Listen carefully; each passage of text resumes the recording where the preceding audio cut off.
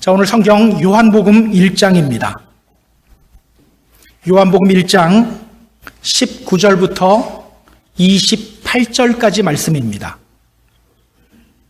요한복음 1장 19절부터 28절까지 말씀. 자, 우리 같이 한 목소리를 읽습니다. 유대인들이 예루살렘에서 제사장들과 레위인들을 요한에게 보내어 내가 누구냐 물을 때에 요한의 증언이 이러하니라. 요한이 드러내어 말하고 숨기지 아니하니 드러내어 하는 말이 나는 그리스도가 아니라 한데, 또 묻되 그러면 누구냐 내가 엘리야냐 이르되 나는 아니라.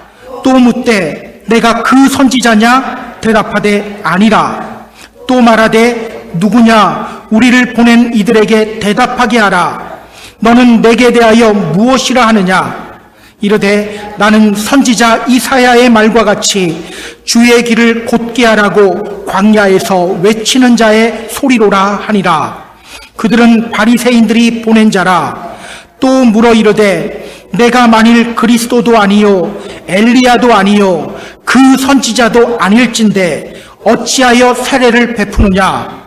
요한이 대답하되 나는 물로 세례를 베풀거니와 너희 가운데 너희가 알지 못하는 한 사람이 섰으니 곧 내 뒤에 오시는 그이라. 나는 그의 신발끈을 풀기도 감당하지 못하겠노라 하더라. 이 일은 요한이 세례 베풀던 곳 요단강 건너편 베다니에서 일어난 일이니라. 아멘. 말씀이 육신이 되어 우리 가운데 거하신다.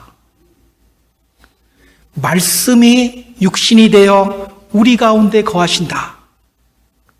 창조주 하나님께서 연약한 인간의 몸을 입고 우리 가운데 오셨어요.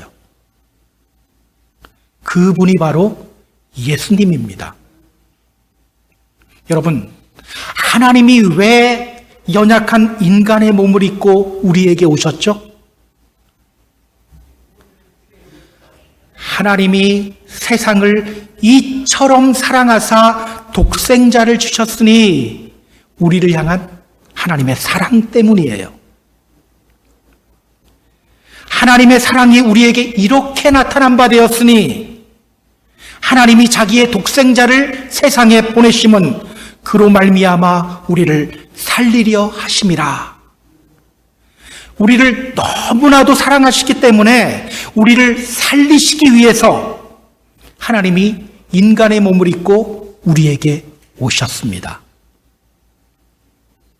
때문에 여러분, 우리를 향한 하나님의 사랑은요, 어느 누구와도 비교할 수 없는 사랑입니다. 나를 위하여 목숨을 버린 사랑이에요. 어떻게 비교가 됩니까? 우리가 바로 그 사랑을 받고 있는 사람들입니다. 그 사랑을 느낄 때, 그 사랑으로 충만할 때 우리는 이렇게 고백할 수 있죠. 은혜 위에 은혜로다. 은혜 위에 은혜다. 기뻐할 수 있어요. 감사할 수 있습니다. 자, 이제부터 우리는요, 이제 요한복음의 본론 부분으로 들어갈 거예요. 지금 3주 동안 서론한 거죠. 자, 오늘 성경은요, 먼저 세례 요한이라는 인물을 우리에게 소개합니다. 세례 요한. 누구죠? 세례 요한. 예수님의 오심을 준비하며 광야에서 세례 베풀던 사람이에요. 마태복음 11장을 보면요, 주님이 세례 요한을 이렇게 평가하십니다. 내가 진실로 너희에게 말하노니 여자가 낳은 자 중에 세례 요한보다 큰 이가 일어남이 없다. 예수님은요, 여자가 낳은 사람들 중에 세례 요한보다 큰 사람이 없다고 말씀하셨어요. 그 세례 요한의 증언을 우리에게 소개하고 있습니다. 자, 오늘 본문을 통해서 성경이 우리에게 전하는 메시지는 무엇일까요? 본문을 보면서 우리가 함께 확인해 보도록 할게요. 본문으로 들어갑니다. 19절 보시기 바랍니다. 자, 19절 같이 읽습니다. 유대인들이 예루살렘에서 제사장들과 레위인들을 요한에게 보내어 내가 누구냐 물을 때에 요한의 증언이 이러하니라. 자, 어느 날 예루살렘에서 유대인들이 제사장들과 레위인들을 세례 요한에게 보냈습니다. 보내서 물어요. 너가 누구냐? 그때 요한이 어떤 증언을 했는지를 우리에게 알려주겠다고 하죠. 자, 성경 보세요. 예루살렘에서 유대인들이 사람들을 세례 요한에게 보냈어요. 어떤 사람들을 보냈다고 하죠? 예, 제사장들과 레위인들. 자, 그렇다면 여러분, 세례 요한에게 제사장들과 레위인들을 보낸 사람들은 어떤 사람들일까요? 예, 유대인들인데 어떤 유대인일까요? 자, 제사장들과 레위인들은요, 사두개인들이에요. 사두개파 사람들입니다. 사두개인들은요, 성전을 중심으로 일하는 사람이에요. 그러니까 오늘날로 따지면 목사, 전도사 이런 사람들이 사두개인이라고 생각하면 돼요. 그러니까 사두개파에서 사두개인 몇 명을 대표로 지금 세례 요한에게 보낸 거예요. 그들은 왜 세례 요한에게 사람들을 보냈을까요? 왜 보냈을까? 마태복음 3장을 보면요, 많은 바리새인들과 사두개인들이 세례를 받기 위해 세례 요한에게로 갔다고 말하고 있어요. 마태복음 3장 7절 이렇게 말합니다. 요한이 많은 바리새인들과 사두개인들이 세례 베푸는 데로 오는 것을 보았다. 그렇게 세례 받으라고. 너 아직 세례 받았어? 안 받았어? 자, 가서 받아. 이렇게 보냈을까요? 그렇게 보이지는 않죠. 오늘 그들이 세례 요한에게 와서 어떤 질문을 던지는지를 주목해야 합니다. 그들이 세례 요한에게 어떤 질문을 던지고 있죠? 너가 누구냐? 이 질문이에요. 너가 누구냐? 그러니까 그들은요, 세례 요한이 어떤 사람인지를 알아보기 위해서 지금 사람들을 보낸 겁니다. 그렇다면 여러분, 그들은 왜 세례 요한이 어떤 사람인지 궁금해할까요? 왜 궁금해할까요? 우리 다음 절을 보면 그 이유를 우리가 추론해 볼 수가 있어요. 20절 같이 읽습니다. 요한이 드러내놓고 말하고 숨기지 아니하니 드러내어 하는 말이 나는 그리스도가 아니라 한데. 내가 누구냐라는 질문에 세례 요한이 뭐라고 대답합니까? 나는 그리스도가 아니다. 그러니까 그들은요, 세례 요한이 혹시 그리스도인지 그리스도가 아닌지, 구약식으로 이야기하면 메시아인지 메시아가 아닌지 알아보기 위해서 사람들 보낸 거예요. 이러한 그들의 행동을 이해하려면요, 이 사두개파 사람들의 신학에 대해서 우리가 좀 간단하게 알 필요가 있어요. 사두개인, 그들은요, 사실 문제가 아주 많은 사람들이었어요. 그들은요, 영이나 또 몸의 부활, 천국과 지옥의 존재를 인정하지 않았습니다. 그러면서 이 나라의 높은 자리들은 다 차지하고 있었어요. 유대인들의 최고 의결기관인 산헤드린, 그 산헤드린의 의장도 대제사장이죠. 대제사장, 산헤드린, 사두개인이에요. 그러다 보니까 그들은요, 메시아를 기대하는 것을 헛되게 여겼어요. 메시아를 잘 기다리려고 하지 않았어요. 여러분, 성경은 메시아가 올 것을 예언하고 있잖아요. 사두개인들은요, 모세 오경만 읽었어요. 그런데 그 모세 오경에 분명히 메시아가 오실 것이 예언되어져 있어요. 그럼에도 불구하고 그들은 메시아를 기다리지 않았어요. 왜일까요? 왜 그들은 메시아를 기다리지 않았을까요? 자, 구약시대와 신약시대 사이에는요, 이 사이에는 400년이라는 시간이 있습니다. 이 기간을 신구약 중간기라고 불러요. 그런데 그때 이스라엘에 일어난 아주 유명한 사건이 있어요. 혹시 마카비 혁명이라고 들어보셨나요? 마카비 혁명. 교회 좀 다니신 분들은 한 번쯤 다 들어보셨을 텐데, 마카비 혁명.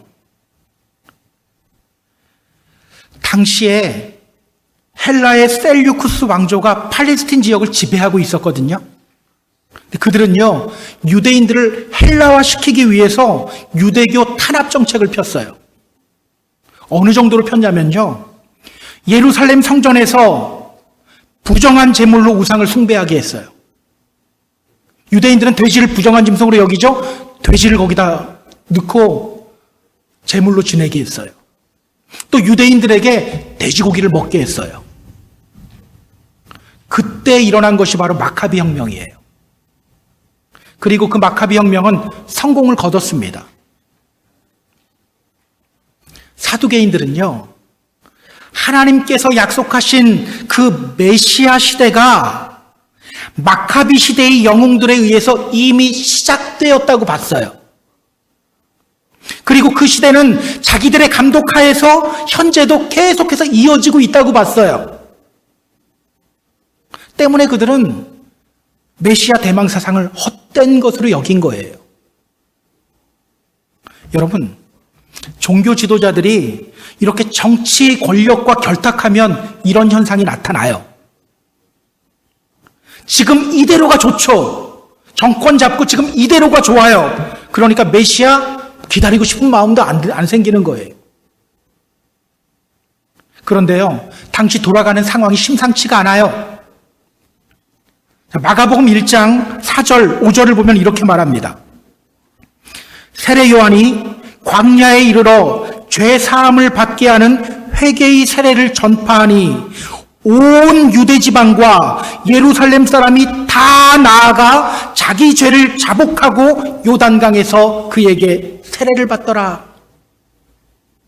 마태복음도 이야기해요. 마태복음 3장 5절 이렇게 말합니다. 이때 예루살렘과 온 유대와 요단강 사방에서 다 그에게 나아갔다. 그러니까 정말 많은 사람들이 줄지어서 세례 요한에게 나아가고 있어요. 세례 요한으로부터 세례받고 있어요. 아까도 말씀드렸듯이 그 중에는요, 사두개인들도 있어요. 때문에 그들은 세례 요한의 정체가 궁금했던 거예요. 혹시 저 세례 요한이라는 사람이 메시아가 아닐까? 그래서 그들은 세례 요한에게 사람을 보내서 물은 거예요. 너가 누구냐? 당신은 누구시오? 이렇게 묻는 그들 안에 어떤 마음이 있었을까요? 아마 이런 마음이 있었을 거예요. 저 세례 요한이라는 사람이 자기가 메시아라고 말하면 어떡하지? 자, 그런데 그들에게 세례 요한이 뭐라고 대답합니까? 나는 그리스도가 아니다. 세례 요한은요, 자신이 그리스도가 아니라고 말해요. 이 대답 들었을 때 그들 마음이 어땠을까요? 아, 다행이다. 아마 이랬을 거예요. 자, 그럼 21절 보시기 바랍니다. 자, 21절 같이 읽습니다. 또 묻되 그러면 누구냐? 내가 엘리야냐? 이르되 나는 아니라. 또 묻되 내가 그 선지자냐? 대답하되 아니라. 자, 사두개인들은요, 좀 더 구체적으로 질문을 던져요. 자, 뭐라고 또 질문합니까? 그러면 누구냐? 너가 엘리야냐? 당신이 그리스도가 아니라면 엘리야요? 하고 물어요. 여러분, 그들은 왜 세례 요한을 향해서 당신이 엘리야입니까? 라고 물었을까요? 왜 하필 엘리야라고 물었을까요? 자, 말라기 구약 성경의 맨 마지막 성경인 말라기 4장 5절을 보면요, 이런 예언의 말씀이 있어요. 보라, 여호와의 크고 두려운 날이 이르기 전에 내가 선지 엘리야를 너희에게 보낼 것이다. 내가 선지 엘리야를 너희에게 보낼 것이다. 하나님이 말라기 선지자를 통해 말씀하셨죠? 내가 선지자 엘리야를 너희에게 보낼 것이다. 선지자 엘리야를 보내시겠다고 말씀하셨어요. 사실 그 세례 요한의 행색은요, 구약시대 엘리야 선지자와 굉장히 비슷해요. 열왕기하 1장 8절을 보면요, 엘리야 선지자를 본 사람들이 이렇게 엘리야를 묘사합니다. 그는 털이 많은 사람인데 허리에 가죽띠를 띠었더이다. 세례 요한의 모습과 비슷하죠? 세례 요한도 낙타 털옷을 입고 허리에 가죽띠를 띠고 있었죠. 때문에 그들은 세례 요한에게 이렇게 물은 거예요. 그렇다면 당신이 엘리야입니까? 자, 그 질문에 요한이 뭐라고 대답합니까? 나는 아니다. 자신이 엘리야가 아니라고 대답합니다. 사실은요, 이 부분이 좀 이상해요. 왜 이상한지 발견하신 분 있으세요? 우리 성경 한 군데만 찾아보죠. 마태복음 17장 11절부터 13절까지 말씀 잠시 확인해 보겠습니다. 마태복음 17장 11절부터 13절, 이 장면은요, 예수님이 세례 요한에 대해서 말씀하시는 장면이에요. 자, 이렇게 말씀하십니다. 같이 읽습니다. 예수께서 대답하여 이르시되 엘리야가 과연 먼저 와서 모든 일을 회복하리라. 내가 너희에게 말하노니 엘리야가 이미 왔으되 사람들이 알지 못하고 임의로 대우하였도다. 인자도 이와 같이 그들에게 고난을 받으리라 하시니 그제서야 제자들이 예수께서 말씀하신 것이 세례 요한인 줄 깨달으니라. 예수님이 세례 요한을 누구로 묘사했습니까? 엘리야로 묘사했죠. 선지자 엘리야로 묘사했어요. 조금 전 말씀드렸던 말라기 4장 5절 말씀을 근거로 그렇게 말씀하신 거예요. 그런데 요한은 뭐라고 대답합니까? 나는 아니다. 자신은 엘리야가 아니라고 대답해요. 여러분, 세례 요한이 왜 이렇게 대답했을까요? 저도 모르겠어요. 분명히 예수님의 말씀에 따르면 그는 구약에서 예언한 엘리야 선지자가 맞아요.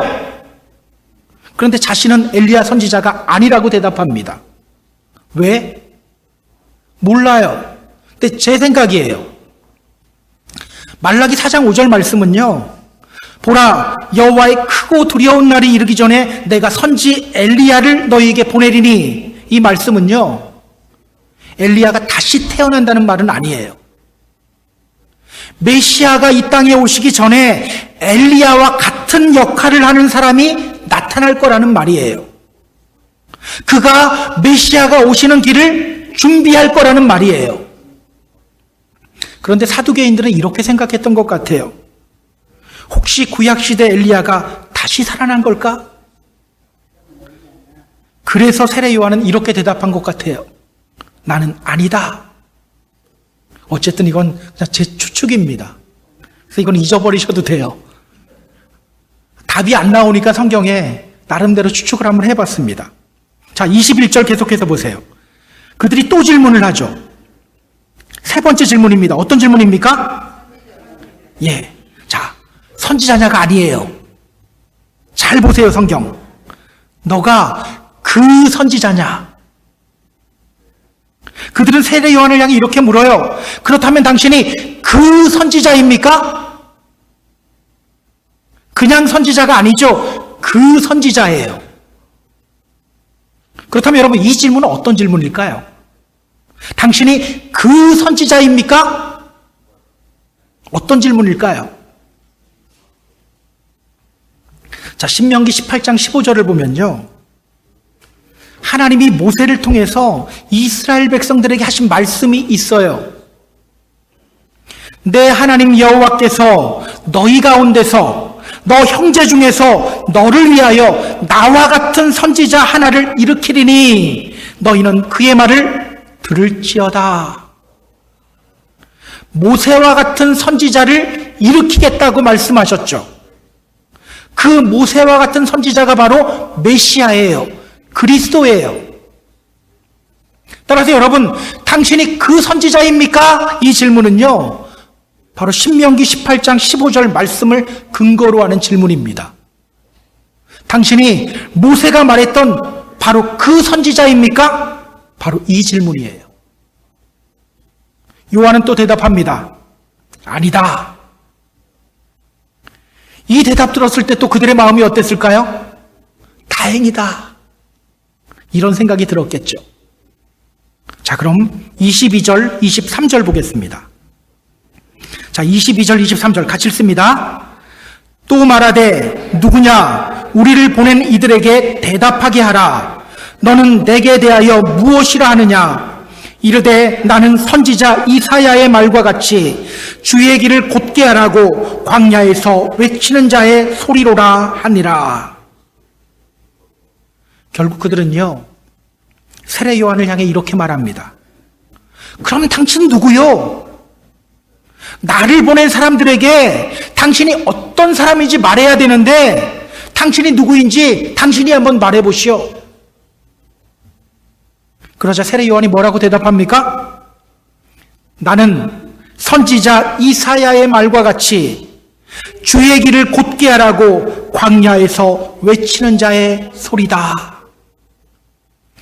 나는 선지자 이사야의 말과 같이 주의 길을 곧게 하라고 광야에서 외치는 자의 소리다. 하나님이 이사야 선지자를 통해 이렇게 말씀하셨어요. 이사야서 40장 3절에 나와요. 외치는 자의 소리여 이르되 너희는 광야에서 여호와의 길을 예비하라. 사막에서 우리 하나님의 대로를 평탄하게 하라. 세례 요한은요, 자신이 바로 이사야 선지자의 예언대로 메시아가 오시는 길을 평탄하게 하는 일을 하는 사람, 그 사람이라고 말하고 있는 거예요. 고대 시대에는요, 왕이 어디를 나가잖아요. 왕이 행차를 하게 되면 먼저 사신들을 길로 내보냈어요.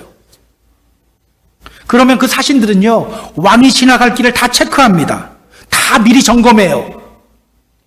큰 구덩이가 있으면 사람들을 불러서 메우게 했어요. 너무 큰 돌이 솟아 있으면 어떻게 했을까요? 뽑게 만들었어요. 길이 울퉁불퉁해요. 그러면 또 자갈 가지고 와. 자갈 깔아서 평탄하게 만들었어요. 그렇게 주님이 오시는 길을 다듬고 평탄하게 만들라고 외치는 사람이 바로 세례 요한 자신이라고 말하고 있는 거예요. 여러분, 이렇게 말하는 세례 요한의 모습이 어떻게 보입니까? 지금요, 수많은 사람들이 세례 요한에게로 몰려오고 있어요. 저라면요, 어깨가 막 이렇게 올라갔을 것 같아요. 내가 뭐라도 된 것 같이 막 말했을 것 같아요. 그 정도면 우쭐댈 만도 하지 않나요? 그런데 그는요, 사람들이 나에게로 몰려오는 자신의 인기로 자기를 평가하지 않아요. 사람들에게 받는 인기로 자기를 평가하지 않아요. 그는 자기가 누군지를 지금 정확히 알고 있어요. 자기가 무엇을 해야 되는지를 정확하게 알고 있어요. 나는 선지자 이사야의 말과 같이 주의 길을 곧게 하라고 광야에서 외치는 자의 소리다.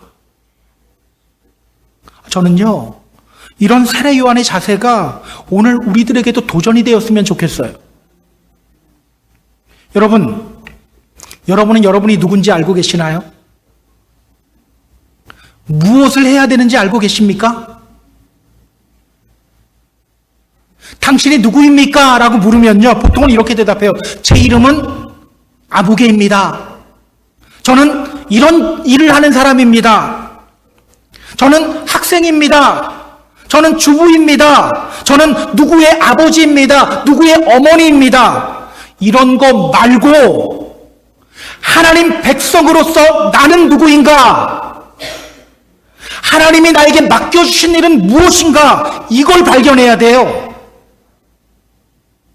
여러분은 하나님의 백성으로서 여러분 자신이 누구인지 정확히 알고 계셔요? 하나님 백성으로서 하나님이 여러분에게 어떤 일을 맡겨주셨는지를 발견하셨나요? 사실 세례 요한은요, 마음만 먹으면 사람들이 인정해주는 종교 지도자의 길 갈 수 있었어요. 왜인 줄 아세요? 세례 요한의 아버지는요, 사가랴라는 사람이에요.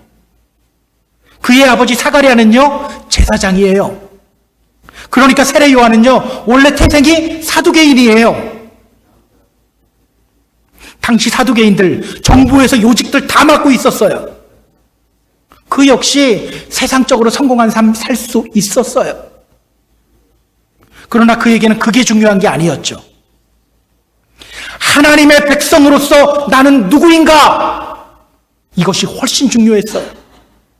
하나님이 나에게 어떤 일을 맡기셨는가? 이것이 훨씬 중요했어요.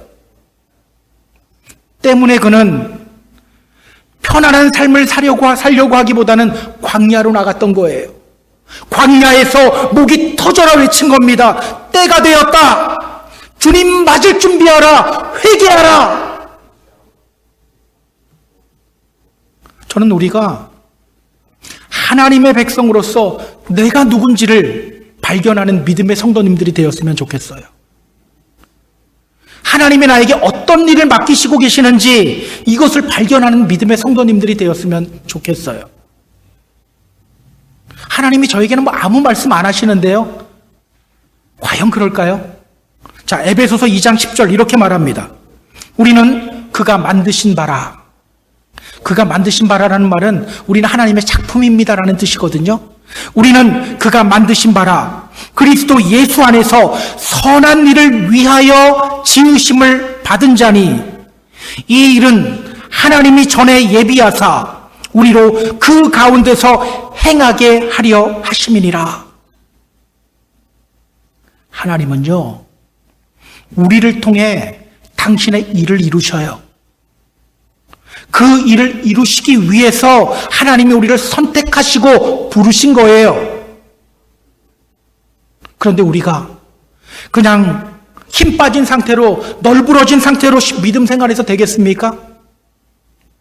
소명이나 사명감 없이 그냥 흘러가는 대로 살아가면 안 되는 거예요. 하나님이 맡기신 일을 이루는 사람들이 되어야 합니다. 저는 우리가 그런 믿음의 성도님들이 되었으면 좋겠어요. 단순히 나는 이런 일 하는 사람입니다. 나는 학생입니다. 나는 누구인가의 아버지입니다. 단순히 이것이 아니라 하나님 앞에서 내가 누구인지를 발견하고 하나님이 나에게 맡겨주신 일이 무엇인지를 발견하고 그 길을 걸어가는 멋진 믿음의 성도님들이 다 되었으면 좋겠어요. 자, 우리 계속해서 성경을 볼게요. 24절, 25절입니다. 자, 24절, 25절 같이 읽습니다. 그들은 바리새인들이 보낸 자라. 또 물어 이르되 내가 만일 그리스도도 아니요 엘리야도 아니요 그 선지자도 아닐진데 어찌하여 세례를 베푸느냐. 세례 요한이 인기 참 많았어요. 사두개인들만 세례 요한에게 사람 보낸 게 아니죠. 바리새인들도 사람을 보냈어요. 바리새인들도 와서 세례 요한에게 질문을 던져요. 내가 만일 그리스도도 아니요 엘리야도 아니요 그 선지자도 아닐진데 어찌하여 세례를 베푸느냐. 그들은요, 세례 요한이 세례 베푸는 이유에 대해서 말합니다. 물어요. 그들은 왜 이 문제 가지고 따지는 걸까요? 왜 세례 요한이 세례 베푸는 것 가지고 문제 삼고 있는 걸까요? 자, 원래가 세례라는 것은요, 이방인들이 유대교로 개종할 때 받는 게 세례였어요. 그런데 세례 요한은요, 이방인들뿐만 아니라 유대인들에게도 세례 베풀었어요. 그래서 바리새인들이 물은 거예요. 당신이 이렇게 세례 베푸는 이유가 뭡니까? 여러분, 세례 요한이 왜 세례를 베풀었죠? 세례 요한이 이렇게 세례를 베푸는 이유가 뭐죠? 우리는 그의 세례가 어떤 성격의 세례인지를 알아야 돼요. 원래 세례는 개종의 의미예요. 이방인들이 유대교로 개종할 때 앞으로는 유대교로 개종해서 율법을 잘 지키며 살겠습니다, 이 결단할 때 예식으로 하는 게 세례예요. 그러나 세례 요한의 세례는요, 그런 성격이 아니에요. 자, 성경은요, 세례 요한의 세례에 대해서 이렇게 말합니다. 마가복음 1장 4절, 세례 요한이 광야에 이르러 죄 사함을 받게 하는 회개의 세례를 전파하니, 죄 사함을 받게 하는 회개의 세례를 전파하니. 또 사람들이 세례 요한으로부터 세례받는 장면을 이렇게 묘사하고 있어요. 온 유대 지방과 예루살렘 사람이 다 나아가 자기 죄를 자복하고 요단강에서 그에게 세례를 받더라. 자기 죄를 자복하고 요단강에서 그에게 세례를 받더라. 자, 세례 요한의 세례는 어떤 세례예요? 회개의 세례. 회개의 세례입니다. 그렇다면 여러분, 세례 요한이 세례를 베푸는 이유가 뭡니까? 회개하라고. 회개하라고. 회개하게 만들기 위해서예요. 자, 그렇다면 여러분, 세례 요한은 주님 오실 길을 예비하는 사람이잖아요. 그렇다면 우리가 주님을 맞이하고 주님과 동행하는 삶을 살아가기 위해서 우리에게 필요한 것이 뭡니까? 회개. 회개예요. 기억하세요. 회개가 바로 주님 만나는 통로예요. 회개를 통해 믿음이 생기고요, 회개를 통해 이 믿음의 길을 한 걸음 한 걸음 걸어갈 수 있게 되는 거예요. 여러분, 이 믿음의 길은요, 자기 자랑하며 걷는 길이 아니에요. 나는 이런 은사가 있다, 나는 이 정도다, 이거 자랑하면서 걷는 길이 믿음의 길이 아니에요. 회개로 시작하고 또 회개하며 걸어가야 하는 길이 바로 이 믿음의 길입니다. 간혹 이렇게 말하는 분들이 있어요. 아니, 왜 이렇게 교회만 가면 회개하라고 합니까? 부담돼서 교회 못 나가겠어요. 그 말 때문에 교회 가기 싫어요. 이게 바로 죄인들에게 나타나는 현상이에요. 자신이 죄인이라는 것을 인정하기 싫어해요. 그런데 여러분, 믿지 않는 사람들만 이런 반응 보이나요? 그렇지 않죠. 믿는 사람들 중에도 이렇게 반응하는 사람들 정말 많아요. 많은 사람들이 회개의 메시지 앞에서 거부 반응 보여요. 물론 대놓고 회개를 거부하지는 않아요. 그러나 회개하라는 메시지에는 늘 귀를 닫아요. 그리고 회개의 메시지를 들으면 그것이 자기를 향한 공격이라고 간주해버려요. 여러분, 어느 교회를 가나 목사들이 가장 많이 듣는 말이 뭔지 아세요? 말씀으로 공격한다 해요. 제가 한국에 있을 때 저희 그 건물에 같은 교단에 있는 목사님이 살았는데 그 목사님도 그러더라고요. 자기는 그런 소리 듣기 싫어서 렉셔너리대로 설교를 하는데 그래도 그 소리 계속 듣는데요. 여러분, 왜 이런 현상이 나타나는지 아세요? 주님 믿는 것처럼 보이지만 실제로 주님 앞으로 나아가지 않기 때문이에요. 빛 대신 주님 앞에 자기를 온전히 드러내지 않기 때문이에요. 교회는 다니고 있고 교회 문화에는 익숙해졌어요. 그래서 그냥 이 말은 달고 살아요. 주님, 저는 부족한 죄인입니다. 이 말은 달고 살아요. 그런데 실제로는 주님 바라보지 않기 때문이에요. 기억하세요. 빛 대신 주님 앞에 나를 드러내면 내가 얼마나 큰 죄인인지만 보여요. 내가 이렇게 주일 성수 열심히 하고 내가 이렇게 교회를 위해 열심히 봉사하고 이런 것들 보이지 않아요. 자신이 얼마나 큰 죄인인지만 보여요. 주님 앞에 나의 더러운 것들 다 내어놓게 돼요. 회개를 통해 죄 용서의 은혜를 누리게 됩니다. 그때 기쁨이 찾아오는 거예요. 그때 감사하게 되는 거예요. 그래서 진짜 믿음의 사람은요, 늘 회개의 자리로 나아갑니다. 그 회개의 자리에서 나를 용서하시고 나에게 은혜를 베푸시며 일으켜 세워주시는 주님을 경험합니다. 저는요, 우리가 늘 회개의 자리로 나아가는 믿음의 성도님들이 되었으면 좋겠어요. 자, 그런데 여러분, 우리가 왜 회개의 자리로 나아가야 될까? 여러분, 세례 요한이 사람들에게 세례 베푼 이유가 단지 회개만 하게 하기 위함이었을까요? 자, 26절, 27절, 28절 보세요. 자, 26절서부터 28절 같이 읽습니다. 요한이 대답하되 나는 물로 세례를 베풀거니와 너희 가운데 너희가 알지 못하는 한 사람이 섰으니 곧 내 뒤에 오시는 그이라. 나는 그의 신발끈을 풀기도 감당하지 못하겠노라 하더라. 이 일은 요한이 세례 베풀던 곳 요단강 건너편 베다니에서 일어난 일이니라. 당신은 왜 세례를 베풉니까? 이 질문에 세례 요한이 이렇게 말해요. 나는 물로 세례를 베풀거니와 너희 가운데 너희가 알지 못하는 한 사람이 섰으니 곧 내 뒤에 오시는 분이다. 나는 그의 신발끈 풀기도 감당하지 못하는 사람이다. 여러분, 마태는 이 장면을 어떻게 기록하고 있는지 우리 한번 확인해 볼까요? 마태복음 3장 11절 보세요. 오늘 본문과 똑같은 장면이 나와요. 마태는 어떻게 기록하고 있는지를 확인해야 돼요. 마태복음 3장 11절. 다 찾으셔야 됩니다. 마태복음 3장 11절 찾으신 분들 같이 읽습니다. 나는 너희로 회개하기 위하여 물로 세례를 베풀거니와 내 뒤에 오시는 이는 나보다 능력이 많으시니 나는 그의 신을 들기도 감당하지 못하겠노라. 그는 성령과 불로 너희에게 세례를 베푸실 것이요.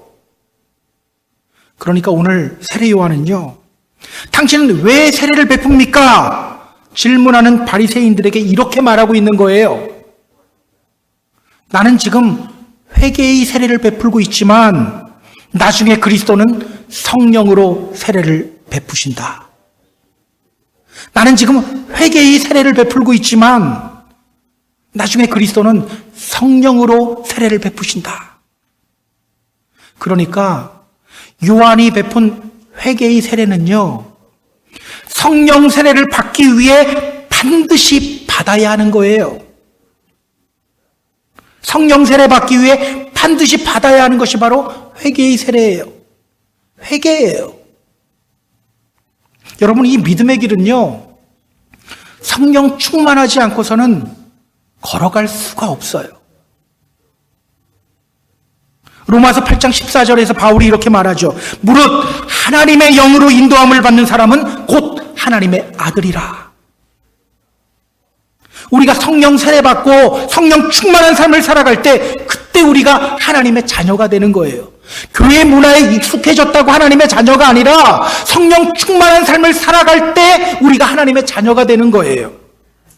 하나님의 자녀가 될 때 우리는 하나님의 상속자가 되고요, 천국 백성 되는 거예요. 때문에 이 믿음의 길은요, 성령 충만함으로 걸어가야 하는 길입니다. 그 성령 세례 받기 위해 우리에게 반드시 필요한 것이 뭐다? 회개다. 회개다. 그래서 여러분, 우리가 사도행전에서 봤어요. 오순절날 베드로의 설교를 듣고 마음의 찔림을 받은 사람들을 향해 베드로가 이렇게 말했죠. 사도행전 2장 38절에 나와요. 너희가 회개하여 각각 예수 그리스도의 이름으로 세례를 받고 죄사함을 받으라. 그리하면 성령의 선물을 받을 것이다. 회개할 때 무엇을 선물로 받는다고요? 성령의 선물. 결국 모든 일의 출발점은요, 회개예요. 여러분, 하나님의 역사를 경험하는 삶을 살아가고 싶습니까? 그 출발점은 회개로부터 시작된다는 것을 기억해야 합니다. 여러분, 주님의 몸된 교회가 부흥하길 원하십니까? 왜 여기서는 아무 말씀 대답. 여러분, 우리 교회 부흥하기 원하세요? 회개로부터 시작된다는 거 기억하시기 바랍니다. 뭐로부터 시작된다고요? 회개로부터. 말씀 정리할게요. 사랑하는 펜사콜라 한인교회 성도 여러분, 여러분은 누구입니까? 하나님 앞에서 여러분은 누구입니까? 하나님이 여러분에게 맡겨주신 일은 무엇입니까? 발견하시기 바랍니다. 무엇보다도 성령 충만한 삶을 살아가시기 바랍니다. 그 출발은 회개로 시작됩니다. 1907년에 평양에 대부흥운동이 있었죠. 그 평양 대부흥운동도요, 한 사람의 회개로부터 시작됐어요. 한 사람의 회개가 큰 부흥의 불길을 만들었어요. 여러분, 혹시 이 회개하라라는 메시지가 부담되나요? 부담 가지실 필요 없어요. 정말 빛 대신 주님 앞에 내가 서면 회개는 저절로 나와요. 정말 빛 대신 주님 앞에 우리가 서게 되면 회개의 메시지 앞에서 우리 발톱 드러낼 필요도 없어요. 회개하게 됩니다. 그 회개에 함께 성령 충만한 삶을 살아갈 수 있게 됩니다. 교회는요, 주님 안에서 부흥하게 됩니다. 우리는 하나님의 자녀가 되는 복을 누리게 됩니다. 천국 백성 되는 복을 누리게 됩니다. 이런 복된 믿음의 성도가 되는 저와 여러분이 되기를 주님의 이름으로 축복합니다. 축복합니다.